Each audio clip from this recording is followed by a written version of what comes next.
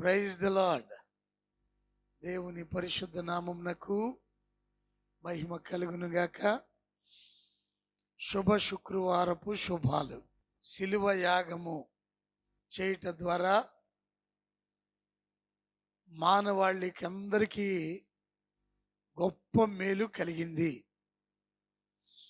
యేసయ్య శిలువ మరణమే మానవ జాతికి శుభ సూచకం. కాబట్టి ఈ ఉదయకాలంలో ఈ మాటలు ఆలకిస్తున్న ప్రతి ఒక్కరికి యేసయ్య నామంలో శుభాలు తెలియచేస్తూ ఉన్నాను. అపోస్తలుడైన పౌలు హెబ్రీలకు రాసిన పత్రిక 9వ అధ్యాయము 27-28 వచనాలు ఈ రీతిగా తెలియజేస్తాయి. మనుషులు ఒక్కసారే మృతి పొందవలెనని నియమింపబడెను, ఆ తరువాత తీర్పు జరుగును. అలాగుననే క్రీస్తు కూడా అనేకుల పాపములను భరించుటకు ఒక్కసారే అర్పింపబడి తన కొరకు కనిపెట్టుకుని యుండు వారి రక్షణ నిమిత్తము పాపము లేకుండా రెండవసారి ప్రత్యక్షమగును. దేవుడి పరిశుద్ధ లేఖన భాగములను మన వినికిడిలో దీవించును గాక. ఈ మాటలు ముఖ్యంగా హెబ్రీ పత్రికలో మనము ప్రత్యేకంగా చూస్తూ ఉంటాం. ఈ 9వ అధ్యాయము, 10వ అధ్యాయము, అలాగే 7వ అధ్యాయము, వీటిలో ఒక్కసారే అనే మాట మనం చదువుతూ ఉంటాం. ఎందుకు ఒక్కసారే అనే మాట పరిశుద్ధాత్మ దేవుడు ఈ భక్తుని ప్రేరేపించి వ్రాయించారు. పాత నిబంధన ధర్మశాస్త్రమును మనము చూసినప్పుడు ఎవరు కూడా ఒక్కసారే బలి అర్పించిన వారు లేరు. ముఖ్యంగా దేవుని ప్రజలైన ఇశ్రాయేలీలు మాటి మాటికి, లేకుంటే ప్రతి సంవత్సరం, లేక వాళ్ళు దోషం చేసినప్పుడల్లా, దేవునికి విరోధంగా పాపం చేసినప్పుడెల్లా కోడెల యొక్కయు మేకల యొక్కయు రక్తమును చిందిస్తూ వచ్చారు. మరి ఈ రీతిగా తరతరాలుగా జరుగుతుంది కదా. యేసయ్య ఒక్కసారే తన రక్తాన్ని అర్పించటం ఏమిటి? ఒక అంచనా ప్రకారం కొన్ని స్టాటిస్టిక్స్ తీస్తే ప్రతి సంవత్సరం ఒక పస్కా పండుగ నాడే యెరూషలేములో కనీసం 2,56,500 గొర్రెలు కానీ గొర్రె పిల్లలు కానీ బలి అర్పించబడుతూ వస్తాయని చెప్పబడుతుంది. 2,56,500 గొర్రెలు లేక గొర్రె పిల్లలు. ఇక పట్టణంలో వాసన ఎలా వచ్చి ఉండాలి? ఈ రక్తం ప్రవహించటానికి ప్రత్యేకంగా ఒక లోయే ఏర్పడిందట. దాన్ని కిద్రోను వాగు దేవుని లేఖనాలు తెలియజేస్తూ ఉన్నాయి. ఇన్ని జంతువుల యొక్క రక్తము చిందించబడితే ఆ లోయ ఎలా ఉంటుంది? ఆ లోయ గుండా లేక ఆ వాగు గుండా రక్తం ఎంతగా ప్రవహిస్తూ ఉండుంటుంది. భూమి అంతా తడిచే సమయానికి మరలా ఇంకొక విడత రక్తం బొల్లున ప్రవహిస్తూ వస్తుంది. మరలా ఇది ఆరేలోపు మరలా బొల్లుమని మరికొంత రక్తం ప్రవహిస్తూ వస్తుంది, దారలుగా. అయితే దేవుని వాక్యం అంటుంది, ప్రభు అయిన యేసుక్రీస్తు వారు తన స్వరక్తముతో ఒక్కసారే పరిశుద్ధ స్థలంలో ప్రవేశించెను. అంతేకాదు 10వ అధ్యాయంలో చూస్తాం, యేసుక్రీస్తు యొక్క శరీరము ఒక్కసారే అర్పింపబడుట చేత ఆ చిత్తమును బట్టి మనము పరిశుద్ధపరచబడి ఉన్నాము. హెబ్రీ 10:10 కదా. ఎంత గంభీరమైన విషయం అండి. ఎందుకు యేసయ్య రక్తం ఒక్కసారి అర్పించబడింది, ఒక్కసారి చెల్లించబడింది, ఒక్కసారి ఒలికించబడింది అనే విషయాన్ని మనము ఒకమారు గమనిస్తే, అపోస్తలుడైన పేతురు మొదటి పత్రిక 1వ అధ్యాయము 19వ వచనంలో ఈ రీతిగా అంటాడు, అమూల్యమైన రక్తము చేత అనగా నిర్దోషమును నిష్కళంకమునకు గొర్రెపిల్ల వంటి క్రీస్తు రక్తము చేత విమోచింపబడితిరని మీరు ఎరుగుదురు కదా. జాగ్రత్తగా విందాం. ప్రతి సంవత్సరం పస్కా పండుగకు 2,56,500 గొర్రెలు లేదా గొర్రె పిల్లలు వధించబడుతున్నాయి, రక్తము చిందించబడుతుంది అని చెప్పుకున్నాం. అయితే వీటి రక్తం అంతా కూడా సామాన్యమైనది, అది అమూల్యమైనదేమీ కాదు, ప్రశస్తమైనదేమీ కాదు, శ్రేష్టమైన రక్తము కాదు. ఈ అసలైన రక్తమునకు సూచనగా వేల కొలది గొర్రెలు, పొట్టేళ్ళు, ఎడ్లు, మేకలు వధించబడుతూ వచ్చినాయి. ఇప్పటి వరకు చిందించబడిన రక్తమంతా కూడా అది సూచనగా మాత్రమే ఉంది. అస్సలైన రక్తము ప్రభు అయిన యేసుక్రీస్తు వారు చిందించిన రక్తం. కొన్ని అంచనాల ప్రకారం ఈనాడు సోషల్ మీడియా విరివిగా మనకు అందుబాటులో ఉంది. దాని ద్వారా అనేక విషయాలు మనకు తెలుస్తూ ఉన్నాయి, చాలా తేలిగ్గా సులభంగా అందుతూ ఉన్నాయి. ప్రభువు యేసుక్రీస్తు వారి శరీరం నుండి కనీసం 6.5 లీటర్ల రక్తము ఒలికించబడింది. ఆయన తల మీద ముండ్ల కిరీటము పెట్టిన దగ్గర నుండి, కొరడాతో ఓడిదకు 40 దెబ్బలు కొట్టబడిన దగ్గర నుండి, 150 కిలోల బరువైన శిలువ మ్రానును ఆయన భుజాల మీద మోపి 15 అడుగుల ఎత్తు 8 అడుగుల పొడవు కలిగిన ఆ శిలువ మ్రానును యెరూషలేము వీధులలో మోసుకుంటూ, ఆ ఇరుకు వీధులలో కరకుగా ఉన్న శిలువను భుజాన వేసుకొని వెళుతూ ఉండగా ఆయన శరీరంలో ఉన్న రక్తము ధారలు ధారలుగా స్రవిస్తూ వచ్చింది. యెరూషలేము పట్టణమంతా యేసయ్య రక్తముతో నింపబడి ఉంది. ఆయనకు శిలువ మరణం విధించటానికి 350 మంది రాణువ వారు, సైనికులు, 50 మంది గుర్రాల మీద స్వారీ చేస్తూ ఉండేవారు, రౌతులు ఆయనను ఈడ్చుకుంటూ కపాలమనే స్థలానికి తీసుకొని వచ్చారు. ఎంత భయంకరం, ఎంత దుర్భరం. ఇక్కడ అపోస్తలుడైన పౌలు భక్తుడు అంటూ ఉన్నారు, మనుషులు ఒక్కసారే మృతి పొందవలనని నియమింపబడిన, ఆ తరువాత తీర్పు జరుగును. ఈ తీర్పు తరువాత రెండవ మరణం అనేది ఉంటుంది. అది మరణానికి దారి తీస్తుందా లేక జీవానికి దారి తీస్తుందా?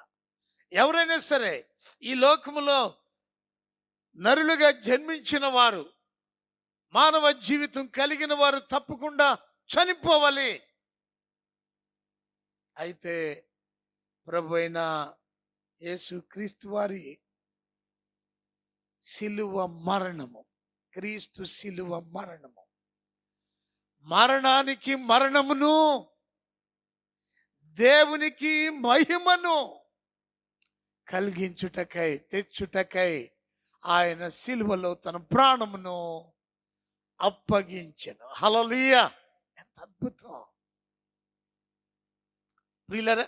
ఎందుకు యేసయ్య తన ప్రాణాన్ని అప్పగించారు అనంటే, ఇక్కడ మనం చదువుతున్న 28వ వచనంలో, అలాగుననే క్రీస్తు కూడా అనేకుల పాపములను, అనగా సమస్త మానవాళి పాపములను భరించుటకు ఒక్కసారి అర్పింపబడి తన కొరకు కనిపెట్టుకుని యుండువారి రక్షణ నిమిత్తము పాపము లేకుండా రెండవసారి ప్రత్యక్షమగును. హల్లెలూయా! మొదటిసారి ఆయన పాపరహితునిగా ఈ లోకానికి వచ్చారు. ఆయనలో పాపము ఎంత మాత్రమును లేదు. దేవుని వాక్యములో మనము చూస్తూ ఉన్నాం. ప్రభువైన యేసుక్రీస్తు వారు పాపరహితునిగా ఆయన ఈ లోకమునకు అరుదించెను. ఇంత మునుపు చాలా మార్లు మనం చెప్పుకున్నాం, ఒక సైంటిస్ట్ ఏ రీతిగా ప్రభువైన యేసుక్రీస్తు యొక్క రక్తమును ఆయన ల్యాబ్కు తీసుకొని వెళ్ళాడో.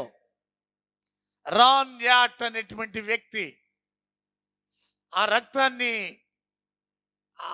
ఎండిపోయిన రక్తము, అట్టలు కట్టి ఉన్న రక్తము, దాన్ని తీసుకొని ఇశ్రాయేలీయుల దేశంలో ఒక ప్రధానమైన ల్యాబ్కు వెళ్ళినప్పుడు ఆయన ఎంతగానో ప్రాధేయపడి శాస్త్రజ్ఞులను ఆ రక్త కణాలను పరిశోధన చేయమని అడిగాడట. ఆ ఎండిపోయిన రక్తము అంటే చచ్చిన రక్తము. చచ్చిన రక్తంలో జీవం ఉండదు కదా. జీవం లేకపోతే అందులో ఉన్న క్రోమోజోన్స్ ఎలా తెలుస్తాయి, ఎవరికి తెలుస్తాయి? కానీ ఆయన ప్రాధేయపడి కొంత ప్రాసెస్ ద్వారా 48 గంటల్లో హ్యూమన్ బాడీ టెంపరేచర్ వచ్చేలాగా దాన్ని చేసి, మరొక 24 గంటల్లో దాన్ని పరిశోధనలో ఉంచి, చివరికి కనుగొన్న విషయం ఏమిటి అని అంటే, అందులో 24 క్రోమోజోన్లు ఉన్నట్లుగా తేలిందని మనము వింటూ ఉన్నాం, చెప్పుకుంటున్నాం. First of all, in this analysis, I took the blood into a laboratory in Israel. I asked one of the people I work with in antiquities, where is a good laboratory that does reliable work? And they said, such and such, such and such. I took it. I just said, please examine this blood and tell me what you can tell me about it. All right? They said, well, look, we're going to reconstitute it. We're going to put it in normal saline and keep it at body temperature for 72 hours with gentle swirling. All right? That's their business. That's great. I said, now I want to be there when you check it out. They said, fine. So I was back. They checked it out. I said, now, they said it's human blood. We can tell that. They did whatever tests they need to do. And then I said, take some of the white blood cells and put them in a growth medium and keep them at body temperature for 48 hours. And they said, well, that'll do no good because it's dead blood. I said, would you please do that for me? And they said, okay, we'll do it. So anyway, I said, I want to be there when you take it out and examine it. So I was back there. They took it out, examined it under a microscope, and the one technician called the other one over there, and then they called the boss over there, and they were talking Hebrew a mile a minute there for a little bit, and they looked at me and they said, Mr. Wyatt, this human blood only has 24 chromosomes in it. Everybody else has 46. You see 23 from your mother, 23 from your father, 22 autosomes from your mother, 22 autosomes from your father. You get an X from your mother, you may get an X or a Y from your father, all right? This blood had 23 chromosomes from the mother's side, one Y chromosome only. You see, the child could not have developed if they hadn't had the autosomes from the mother. So all of his physical characteristics were determined by his mother's side of the family, her autosomes. His maleness was determined by this one Y that came from a source, not a human male. Then they said, this blood is alive. And then they said, whose blood is this?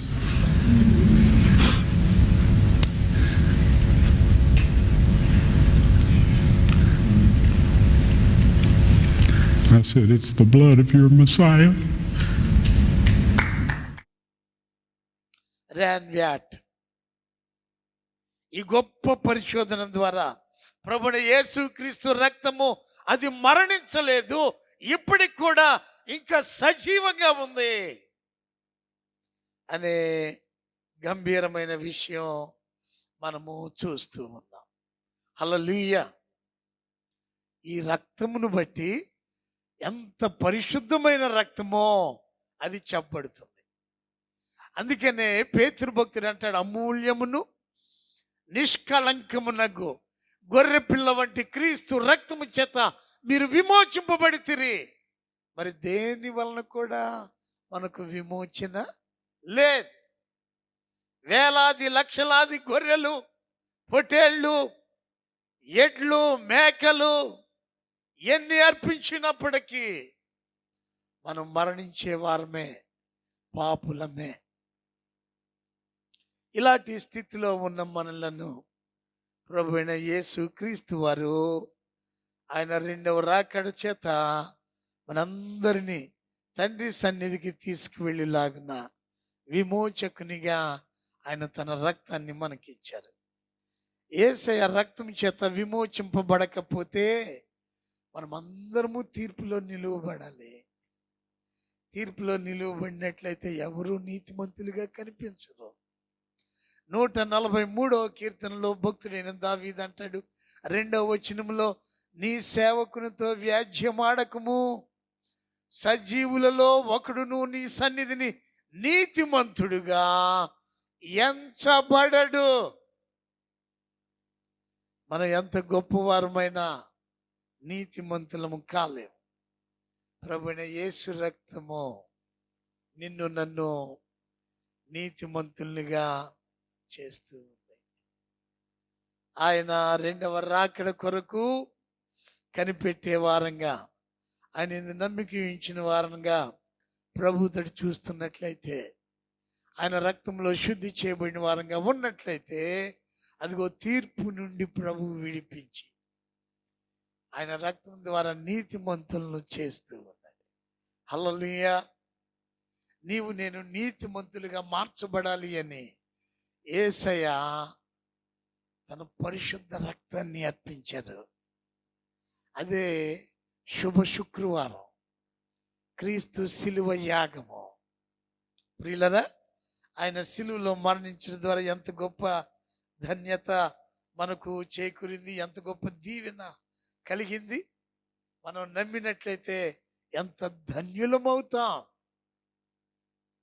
అర్ధరాత్రి తెల్లవారుజాము 3 గంటల సమయంలో ప్రభు బంధించబడి ఉదయకాలం 6 గంటల వరకు అక్కడ కైపా దగ్గర, అక్కడి నుండి 7 నుండి 8 గంటల వరకు పిలాతు దగ్గర, మళ్ళా 9 గంటలకు ఆయన సిలువ వేయబడటానికి తీర్పు తీర్చబడటం, 9 గంటల నుండి 3 గంటల వరకు, మధ్యాహ్నం 3 గంటల వరకు ఆయన సిలువలో వేలాడుతూ ఉండటం. ఎంత భయానకమైన శ్రమ. ఓవర్ నైట్లోనే నీ కొరకు నా కొరకు అన్యాయపు తీర్పు తీర్చబడెను. కసాయి వాని ఎదుట గొర్రె మౌనముగా ఉండినట్లు ఆయన మౌనముగా ఉండెను, శ్రమలన్నీ భరించెను. సిలువలో ఆయన వేలాడుతూ 7 మాటలు లోక కళ్యాణము నిమిత్తమై పలికెను.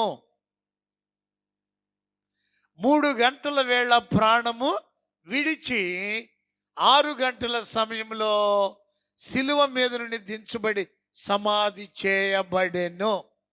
హల్లెలూయా.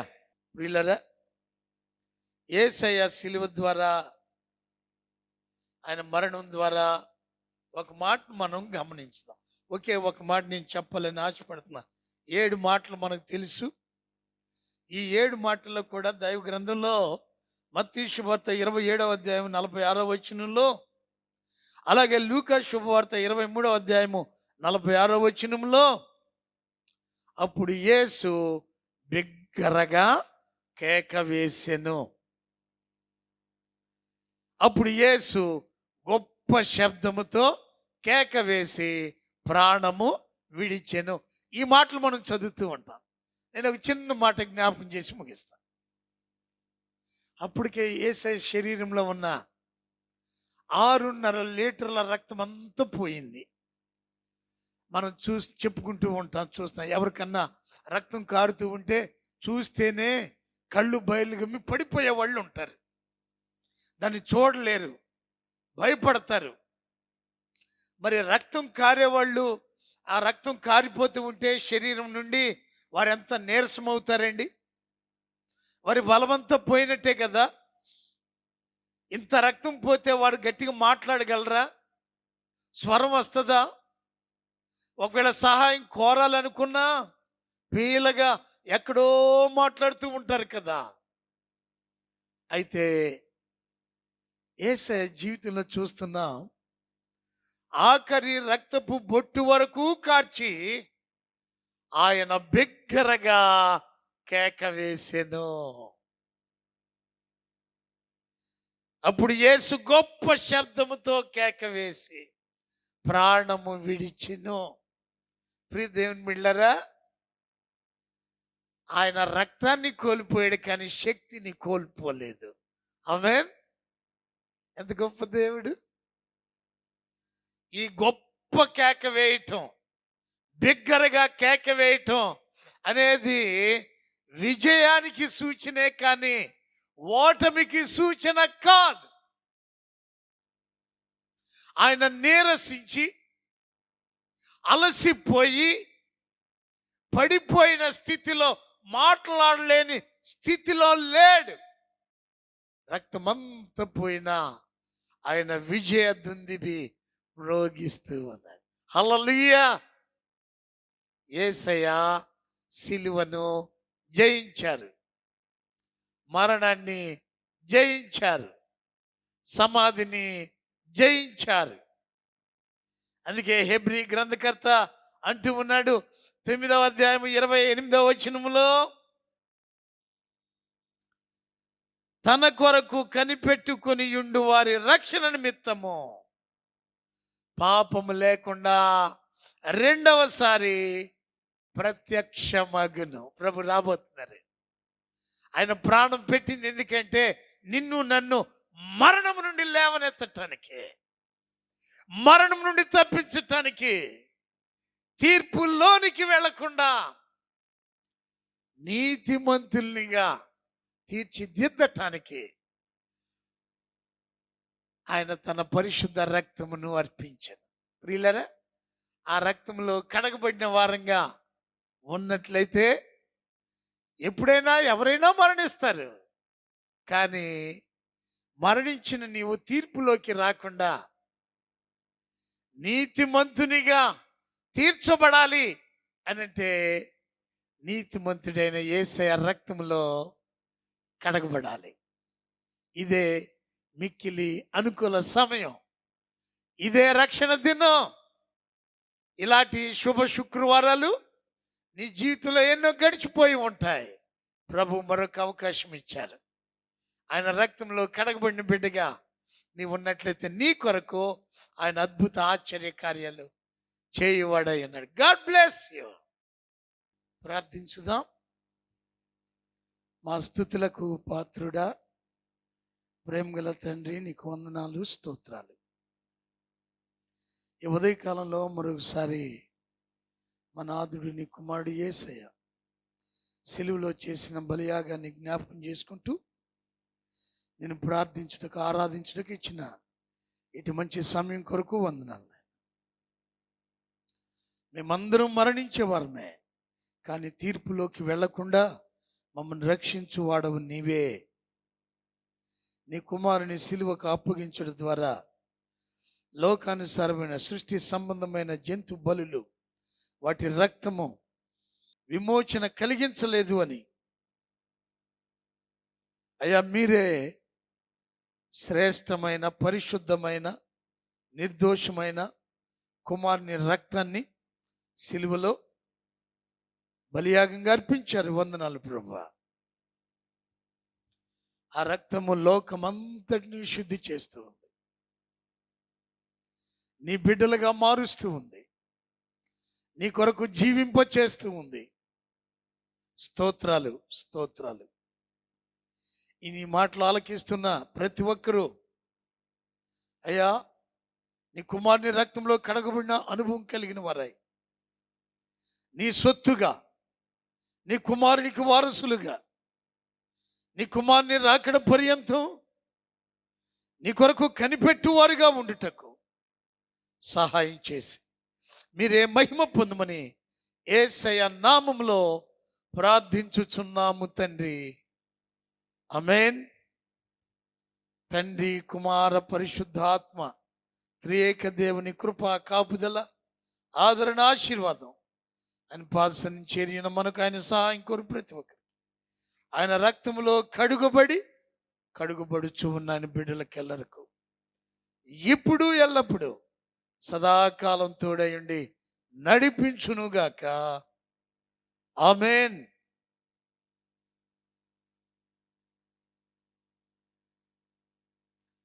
God bless you. దేవుడి మిమ్మల్ని దీవించునుగాక.